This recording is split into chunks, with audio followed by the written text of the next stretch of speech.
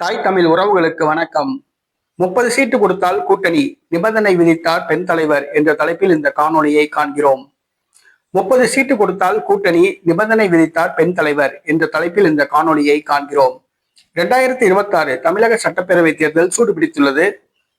அதிமுகவுடன் 30 சீட்டு கொடுத்தால்தான் கூட்டணி என்று நிபந்தனை விதித்துள்ளார் பிரபல பெண் தலைவர். அவர் வேறு யாருமல்ல, தேமுதிக பொதுச் செயலாளர் பிரேமலதா. கடந்த பாராளுமன்ற தேர்தலில் 5 தொகுதிகளும் பணமும் பெற்றுக்கொண்டு தேர்தலில் போட்டியிட்டார். ராஜ்யசபா எம்பி சீட் அவர் கேட்டுள்ளதாக கூறப்படுகிறது. வழங்கப்படும் என்று வாக்குறுதி அளித்ததாகவும், ஆனால் வழங்கப்படவில்லை என்றும் பிரேமலதா குற்றம் சாட்டினார். இறுதியில் பிரேமலதா தற்பொழுது எந்த கூட்டணியிலும் இல்லாமல் மதில் மேல் புனையாக உள்ளார். திமுகவுடனும் நடிகர் விஜயுடனும் பேச்சுவார்த்தை நடத்தி வந்தார். அதே சூழ்நிலையில் அதிமுகவுடனும் பேச்சுவார்த்தை நடத்தி வந்தார். கடலூர் மாநாட்டில் கூட்டணியை அறிவிப்பதாக அறிவித்தார். ஆனால் தொண்டர்களுக்கு ஏமாற்றத்தை அளித்தார்.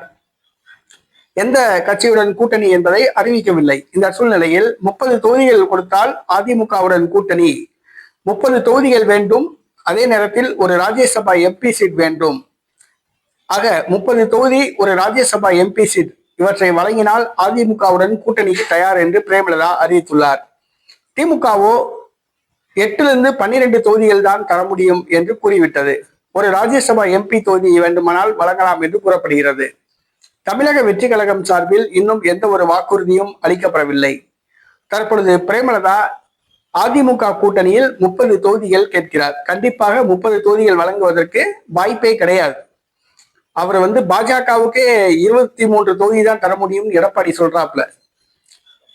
தேமுதிக ஒரு செல்லா காசு. கடந்த சட்டசபை தேர்தலில் 0.4%, 1% ஓட்டு கூட கிடையாது, 1/2% ஓட்டு கூட கிடையாது, 0.4% வாக்குகளை பெற்ற கட்சி தான் பிரேமலதா கட்சி, தேமுதிக.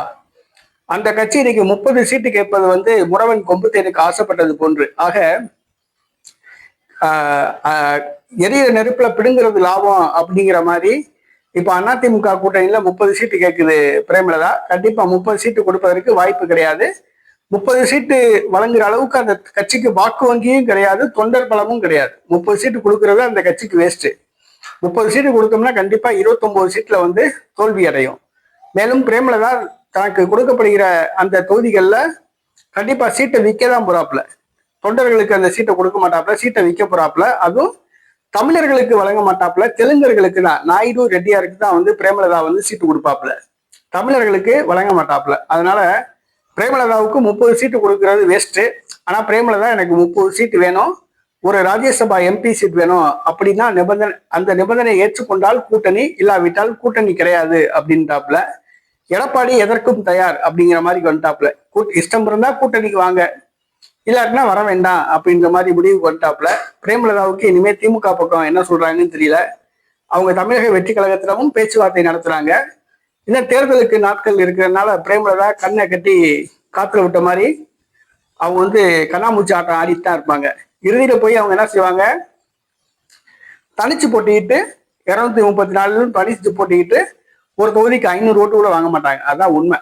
அந்த அம்மா எல்லா கூட்டணியிலும் பேச்சுவார்த்தை நடத்திட்டு கடைசியில் பேரம் படியாம கடைசியில் தனிச்சு போட்டிக்கிட்டு 0.1% ஓட்டு தான் வாங்க போகுது. ஒரு தொகுதிக்கு 500 ஓட்டு தான் வாங்க போகுது. அதுதான் உண்மை.